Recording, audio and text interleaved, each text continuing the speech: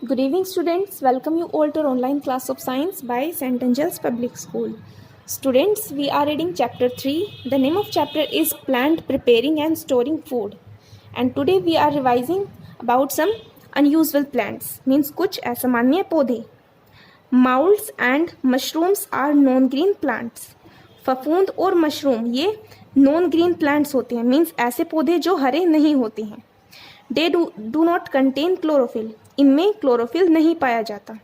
So they can not make their own food, तो ये अपना खाना स्वयं नहीं बना पाते हैं.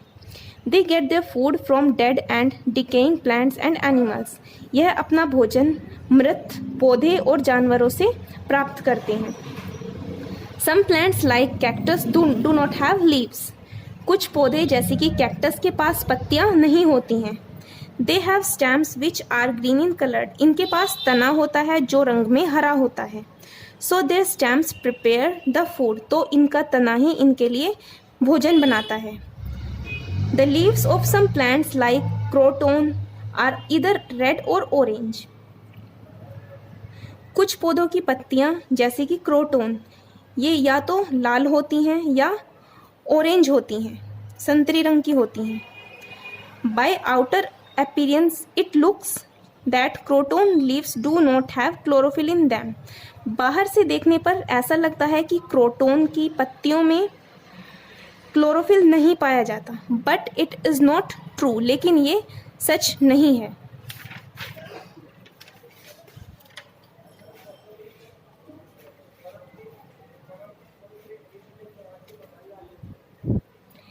The red colored substance present in them hides the green color of chlorophyll.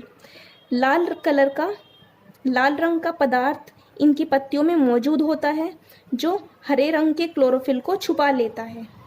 And therefore photosynthesis does take place in them, और इसी प्रकार इनमें प्रकाश संश्लेषण की क्रिया हो पाती है. Energy flow in living things, जीवित प्राणियों में ऊर्जा का प्रवाह. The green plants trap the energy of sunlight to prepare food. हरे पेड़ पौधे सूर्य की किरणों को पकड़ लेते हैं और भोजन बनाते हैं. Plants use some of this energy for their growth and some energy is stored in them in the form of starch. पेड़ पौधे इस ऊर्जा को अपने बढ़ने के लिए इस्तेमाल कर लेते हैं और कुछ ऊर्जा अपने अंदर स्टार्च के रूप में जमा कर लेते हैं. When animals eat plants food, the energy in starch is transferred to animals. जब हरे पेड़ पौधों को जानवर खा लेते हैं तो उनके शरीर में ये ऊर्जा पहुंच जाती है. अभी तक जो पेड़ पौधों के अंदर स्टार्च की फॉर्म में ऊर्जा मौजूद थी वो जानवरों के खा लेने के बाद जानवरों के अंदर पहुंच जाती है. When some other animals eat these animals, the energy again passes into the body of the meat eater in the form of the food. उसके बाद इन जानवरों को अगर दूसरे जानवर खा लेते हैं तो इन जानवरों के अंदर से ऊर्जा दूसरे जो मीट ईटर एनिमल्स हैं, जो मांस खाने वाले जानवर हैं, उनके अंदर ये ऊर्जा पहुंच जाती है. In this way energy passes from the sun to plants then to human beings and animals. इस तरीके से जो ऊर्जा सूरज से पेड़ पौधों में पहुंची वह ऊर्जा उसके बाद ह्यूमन बींग्स में और जानवरों में पहुंची. Such chain is called a food chain, इस प्रकार की श्रृंखला को खाद्य श्रृंखला कहा जाता है. Interdependence of plants and animals, पौधों और जानवरों का एक दूसरे के ऊपर निर्भर होना. Plants and animals depend on each other for survival, पेड़ पौधे जीवित रहने के लिए एक दूसरे के ऊपर निर्भर करते हैं.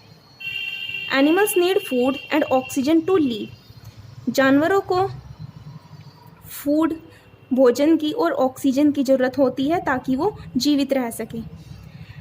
Plants give animals this food and oxygen, पेड़ पौधे जानवरों को ये भोजन और ऑक्सीजन प्रदान करते हैं.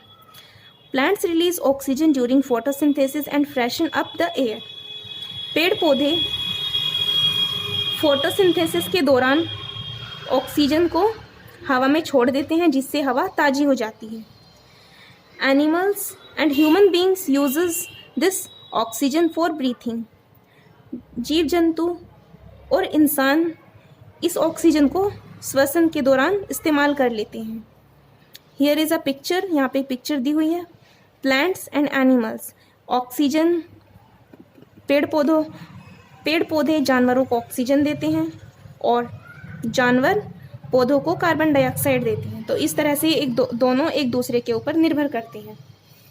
In turn animals breathe out carbon dioxide which is used by the animals to prepare food.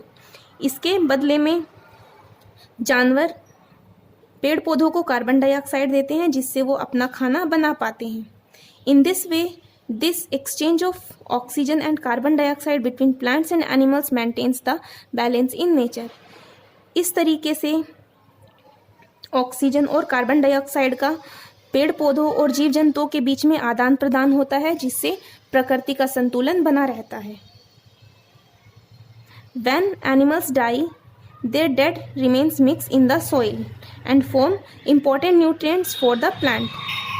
जब जानवर मर जाते हैं तो उनका अवशेष मिट्टी में मिक्स हो जाता है और पेड़ पौधों के लिए पोषक तत्व बनाता है।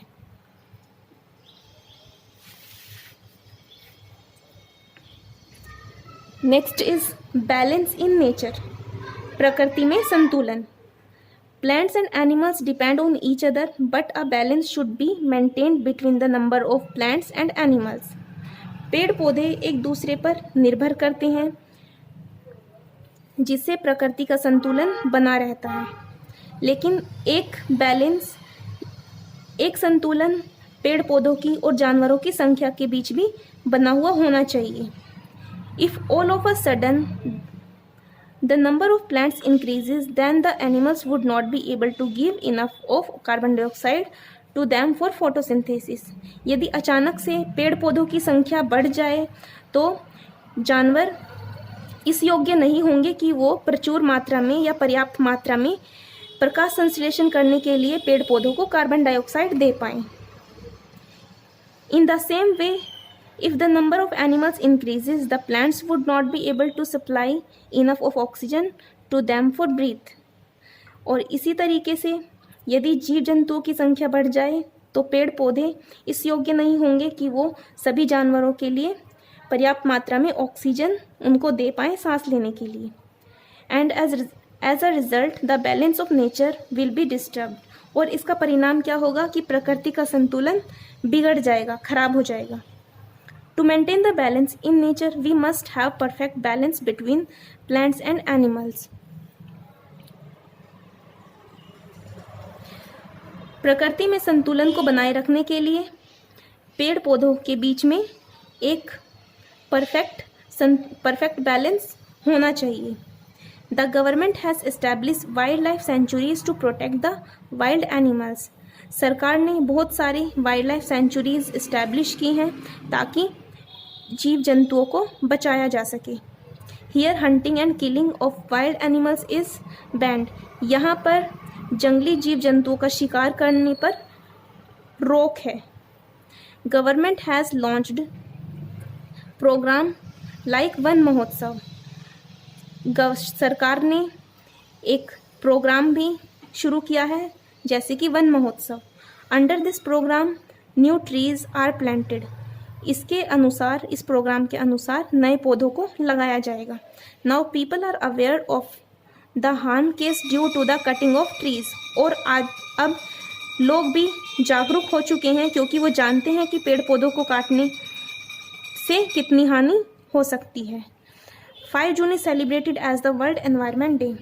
5 जून को वर्ल्ड एनवायरनमेंट डे सेलिब्रेट किया जाता है। So students, here our chapter is over. Next time we will read next chapter. Till then you revise it. Thank you.